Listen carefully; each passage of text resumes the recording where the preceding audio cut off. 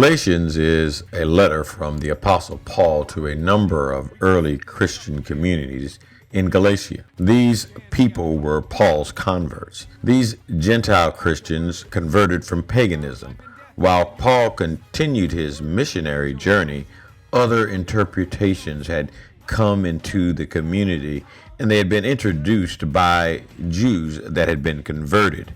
These Judaizers preached that these new Christians must add the observance of Jewish law, including the rite of circumcision, in order to secure salvation. They said that Paul had watered down the religion. This prompts Paul to write the letter that we are now reading. Paul argues that Gentile Galatians do not need to adhere to the tenets of Mosaic law. In this lesson, we have 2 points of friction. First, there's friction between these different groups of Christians. Some who came to Christ from a Jewish tradition, others who came through paganism. Next, there's friction between Paul and the Judaizer missionaries. First, these Judaizers were treating Christianity like some kind of fraternity or cult. They intended to make all Christians come to Christ in the same way that they did. They were confused, thinking that salvation depended upon faith in Christ and Jewish law. They were Christians, but they had not left their Jewish belief that works was a path to salvation.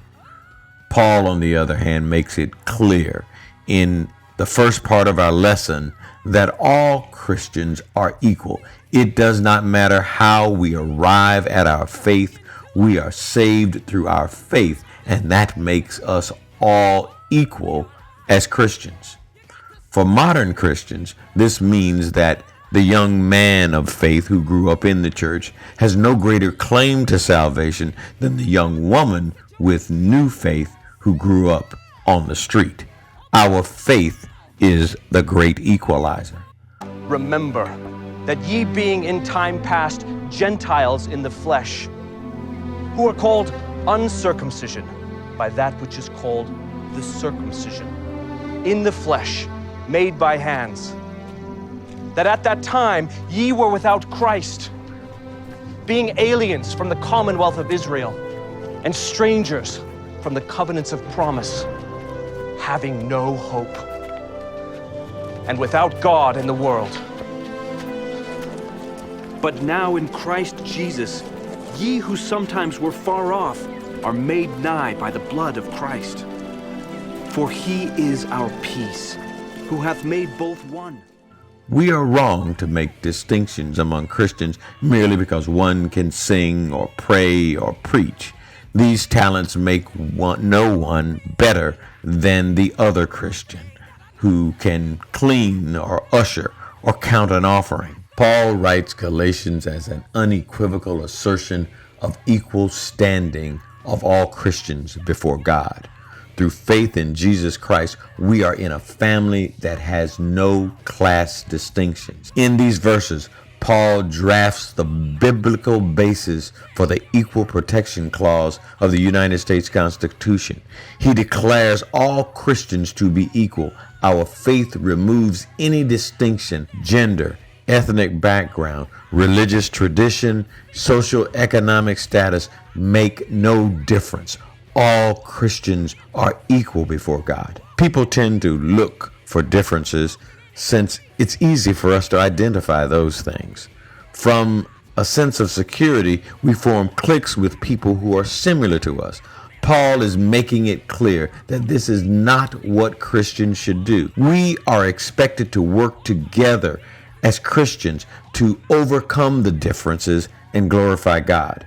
Remember, a divided church spends more time fighting each other than spreading the gospel of Jesus Christ. The second point of friction in this lesson is between Paul and these Jewish missionaries. They were undermining Paul's authority, also saying that he had not been trained by Jesus himself, that his gospel did not agree with that which was the original gospel that the true apostles in Jerusalem were teaching, that he had kept from his converts in Galatia the necessity to accept circumcision and other key obligations of Jewish law. Though Paul in his ministry was constantly plagued with assertions of this nature, when Paul learned of the situation, he wrote a defense of his apostolic authority.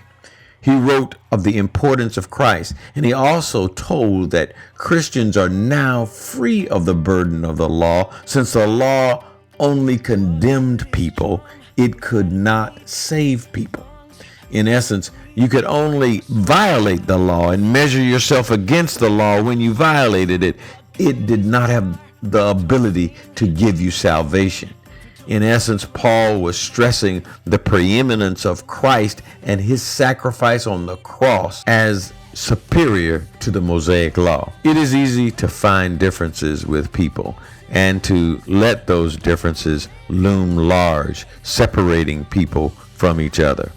History, social economic conditions, race, color, education, many other factors challenge modern Christians to look beyond these superficial factors and see your loving brothers and sisters filled with talents granted to them by God. So as we assign people to various duties in our church and religious organizations, do we really look at the individual trying to use their talents that God has given them in the best way? I recognize that it is difficult.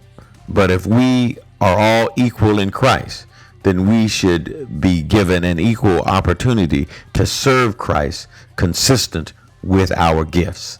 That's the lesson for this week. You all have a great week. Bye.